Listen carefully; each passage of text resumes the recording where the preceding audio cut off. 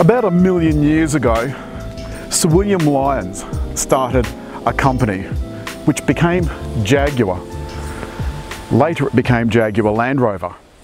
And this is the latest Jaguar. What do you think?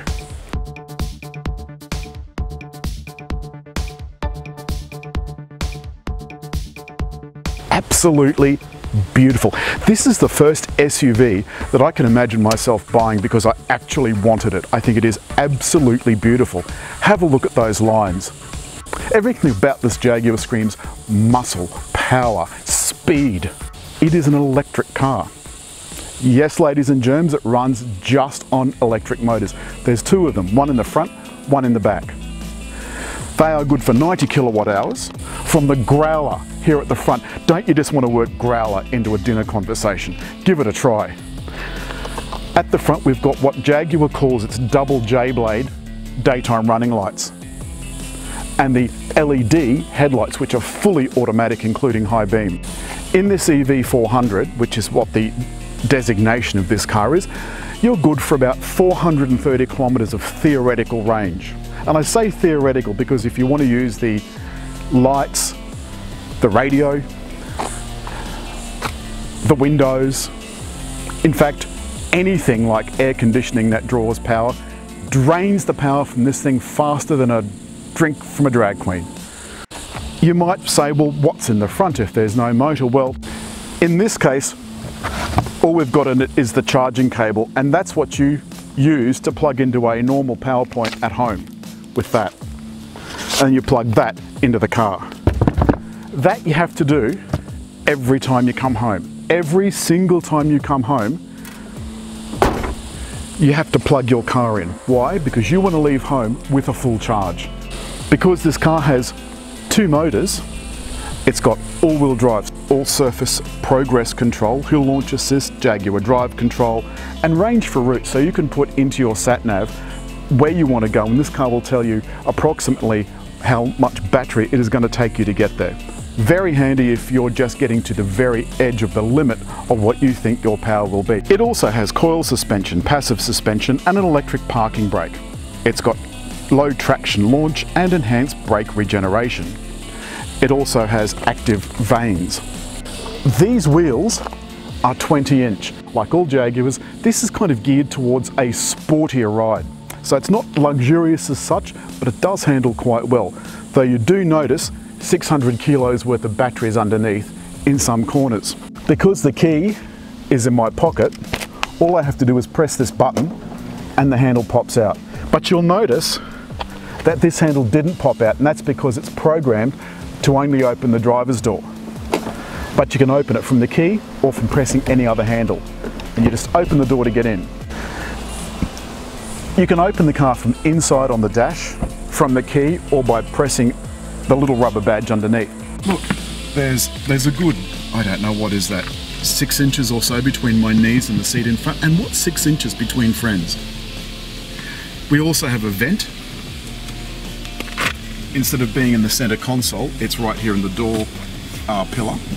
And over on the door, a particularly clever feature, you can't see it there, but just there is a light that comes on. If you're about to open your door and there's traffic approaching, that lights up to let you know not to open the door. And in fact, it won't let you open the door. The price for this car is a princely $130,200 plus on roads. There's about $10,500 worth of extras. We've got the fixed panoramic roof, which is $3,380. The driver assist pack, which includes a 360-degree blind spot monitor and camera. An adaptive cruise control for $2,230. The heads-up display that I told you about is $1,040. The 10-way heated electric seats, $806. Those black wheels we spoke about are $780. The black exterior pack is $760. Digital audio radio, or DAB, is $520. You can also configure the colour of the ambient lighting for $507, and that public charging cable that's in the back that I didn't show you is $425. Finally, the monogram aluminium trim finisher, so that beautiful aluminium on the dash, is $208. You put it into drive by just selecting the D, and that's it. That's as noisy as it gets. It's also released the handbrake automatically, so all I have to do now is just head off. The cabin's reasonably quiet, but like I said, on those big tyres, it can get a little bit too firm. But what Jaguar have done is they've adjusted the handling to suit sporting characteristics. We're really getting along now at a cracking pace. And all the while, I'm conscious of the fact that my range is going down. I really, get around there, little doggy. As we go along in this car, it feels fairly smooth and fairly controlled. It's not quite Jaguar Sports, it's not like an F-Type, although this actually is slightly faster than an F-Type. You wouldn't think so. But 4.8 seconds to 100 kilometers an hour is good in anyone's language. It's really difficult to tell how fast you're going in this thing. This feels like we're going really slow, but in fact we're doing the speed limit. The steering is very light and it doesn't have a lot in the way of feeling. And the feeling that you get from electric power steering is completely simulated. It's utterly false. It's as good as they can calibrate it in the lab with men in little white coats doing their thing. The batteries are cooled by a separate system, which is just as well. The last thing you want is your batteries bursting into flames. Now we're in the beautiful Galston Gorge. It is stunning scenery. And this is what you want to do in a car. You want to get out and see some of the scenery. Can you do that in an electric car? Well, we are. Oh my God, some of these bends are really tight. The handling is excellent, and the reason the handling is excellent is that the motors and the battery are down low, so the lower the center of gravity, no matter what the car, the better it handles. Of course, you need decent suspension and good steering as well. As we go around the corners, I'm hardly using any accelerator at all, and I'm using absolutely no brake. I'm going almost entirely on the accelerator. Every time I take my foot off the accelerator, it goes to maximum charging. And the regenerative braking is so strong that on a downward hill like this, if I was to take my foot right off the accelerator and leave it off, it would slow completely to a halt. The whole reason you buy a Jaguar though is to go somewhere in style. And it's not about the journey, it's not even about arriving. It's about how you feel while you're on that journey and about how you feel when you arrive. And now we go across this charming bridge. Look at this.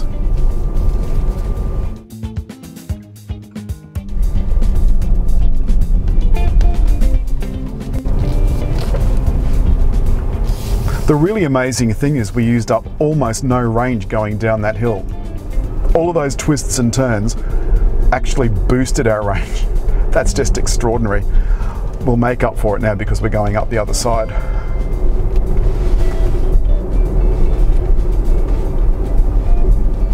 Look at this switchback.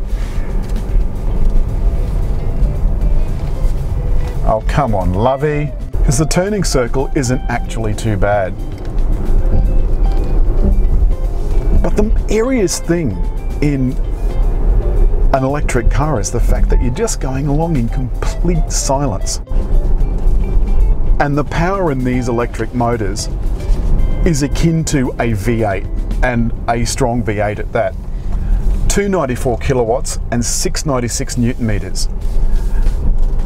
But it's not just the fact that they're big figures, it's the fact that it's available from the moment you put your foot down. It has a torque curve. This goes up and across. And as a result, when you put your foot down on this, you really take off like a startled gazelle. I like I-Pace a lot. I only have a few reservations, and none of it is to do with anything to do with the car itself. It's to do, as I said, with the infrastructure. On the whole, Jaguar I-Pace is absolutely brilliant. 4.8 seconds to 100 kilometers an hour. There are a few problems though. The battery packs are $2,300 each, and there's $60,000 worth of them. Now, there's an 8 8-year warranty on those batteries, so you won't have to worry about them for 8 years, and you can claim on that if it gets to less than 70% efficiency. So anyone with that in that warranty period will be able to get their batteries changed for free. The question is, what do you do after that? At 10 years old, would they be worth replacing? Like Toyota Prius, the price of batteries after a few years came right down, so I'm hoping that's what happens with these. I rate Jaguar E-Pace at 8.5 out of 10. It would have gotten more, but unfortunately the reason it got a little bit less is not this car's fault. There's just a bit of a lack of charging infrastructure. As that improves, you'll be able to drive from, say, Sydney to Brisbane or Sydney to Melbourne. There's a whole lot of different charging infrastructures available, and I'll put some lists together for you and a link in the comments below. As always, follow my finger, subscribe.